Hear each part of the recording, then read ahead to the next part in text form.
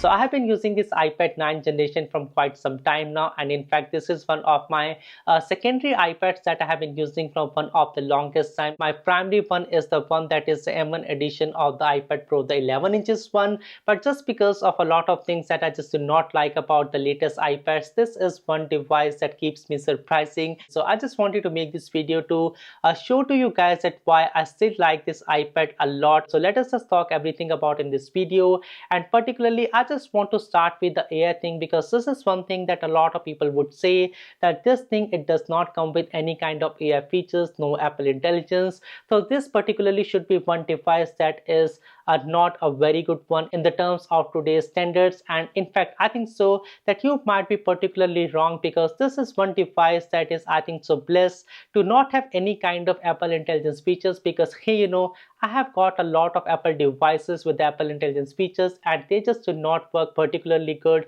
on any of the devices that I have. In fact, they just slow down the device by a lot. You just get to see a lot of jitters, stutters, the applications crashing, the device restarting, and so much so. But this thing is just so much blessed, and it is just not plagued by any of the issues that I just mentioned right now in this video. In fact, if you just want to use any kind of AI features on this device, for example, if you just want to use a smart reply feature, again something that is very much specific to the Apple Intelligence feature, you can use the very same thing on this device. In fact, you just need to find one of the free applications on the Apple App Store, and you can use or maybe sign up the email with that application, and you can just use the same features on this device for free. In fact, even if you want to do something like the image playground on this iPad, again not something that is available by stock, but you can use the ChatGPT feature. And I think so that they have got a Ghibli feature or something that helps you to regenerate the image. Now I have tested this feature in the past, and it just works very well with the ChatGPT as well, and you necessarily do not have to pay any kind of money to use the feature. And even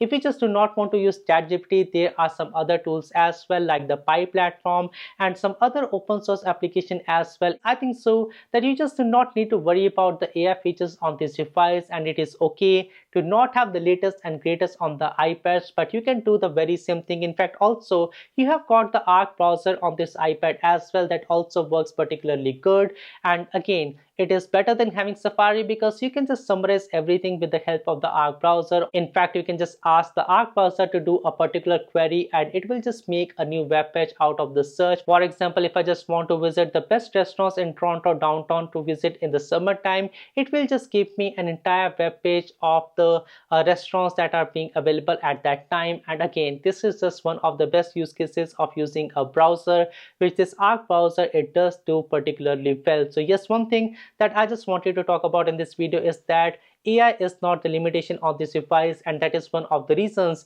that whenever someone asks me that what is the iPad that they should buy, I just keep on recommending this iPad 9 generation, because it is too good for the price to value ratio that you are getting out of this thing. Now the other thing that I wanted to mention about in this video is how amazing the battery life is on this iPad 9 generation, and this is one thing that keeps me revisiting this iPad again and again, because I can just not use my M1 generation of the iPad for more than 3 hours or 4 hours on a continuous stretch. But this iPad 9 generation one, I can just use this thing for continuous 2 days, and it just does not lag behind in the battery performance. In fact, again, I have been using this device from the past 3 years versus my the M1 generation of the iPad Pro. I just got a replacement like 2 years ago. Still, it just does not give me the best performance in comparison to this iPad 9 generation, and this is just something that is amazing.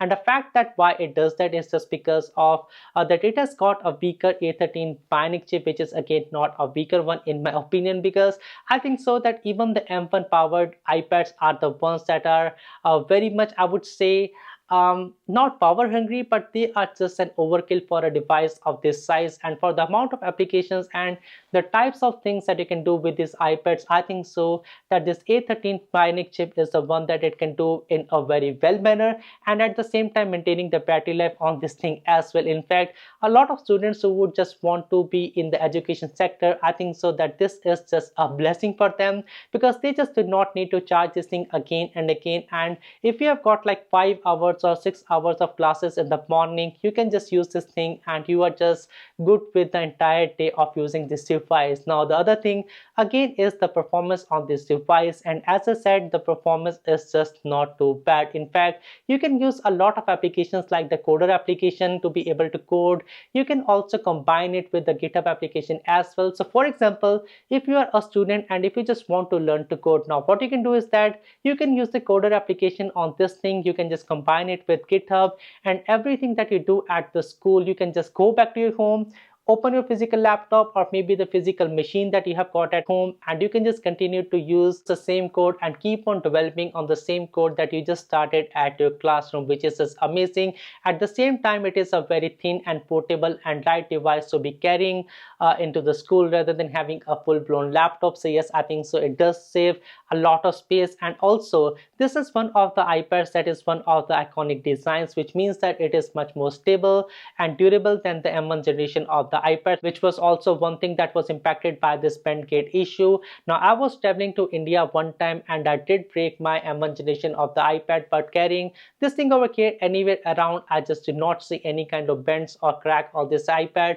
And this is one thing that I just wanted to mention in this video. Now coming back to the performance, you might be able to edit any kind of videos on this thing like a charm. In fact, I think so the only limitation is that you cannot have multiple timelines on the timeline of any of the applications that I have used on this device, which is one thing that is again one of the bummers, and it can just never replace a real iMovie application or a real Final Cut Pro application or a CapCut application, but something that is possible and usable on this device. Now for some other students who are into the drawing habits as well, I think so you have got a lot of applications like the Adobe XD, you have got Figma as well. Now you can also use some of the other applications like Sketch if you're into the artist thing, and you can just draw some of the most amazing thing. Now you can do the very same thing on the other devices as well, but the benefit of using this device is that you would be able to get this device for a cheaper price. And in fact, the Apple Pencil, you just do not need to buy a pro version, and you might be able to get one on a used marketplace listing for about $20 or maybe $40.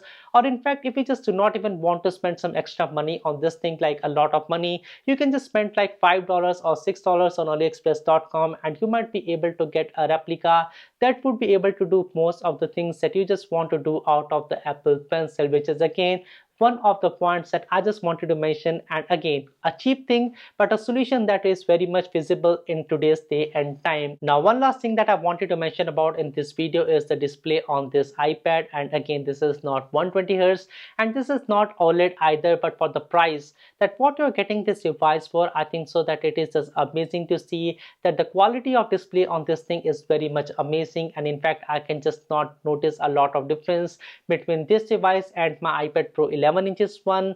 I just feel like that both of these devices, the color accuracy is pretty much on par, and the one that I would just recommend everyone to use as well. Now again, the Air devices is one of the more expensive one if you just want to step up and just buy something that is more expensive, but those devices also do not come with a 120 Hz of refresh rate. So something if Air does not come with, I just do not expect this thing to come with a 120 Hz refresh rate.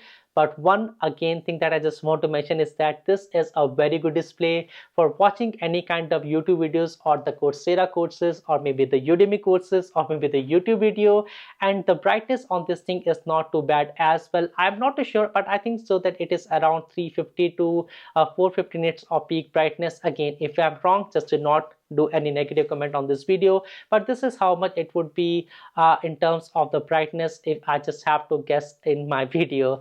But again, this is a very good display to start with. Now why I'm making this entire video is just because of the fact that you might be able to get this iPad at a very cheap price, and sometimes I have seen this device going on the Facebook marketplace listing for about 250 Canadian dollars or maybe 240 Canadian dollars, and sometimes I have seen this device on Facebook marketplace selling for about 250 Canadian dollars along with the Apple Pencil as well, which is one thing that is just amazing. And that was why I just wanted to make this video. This is just one of the most amazing devices, and for the price that you pay out for this device, I think so that this is one of the best devices, and it is just worth every single penny that you spend out on this iPad 9 generation. And well, that was all that what I wanted to share about in this video. My name is Anshul. Thanks for watching, and I will see you guys in the next one.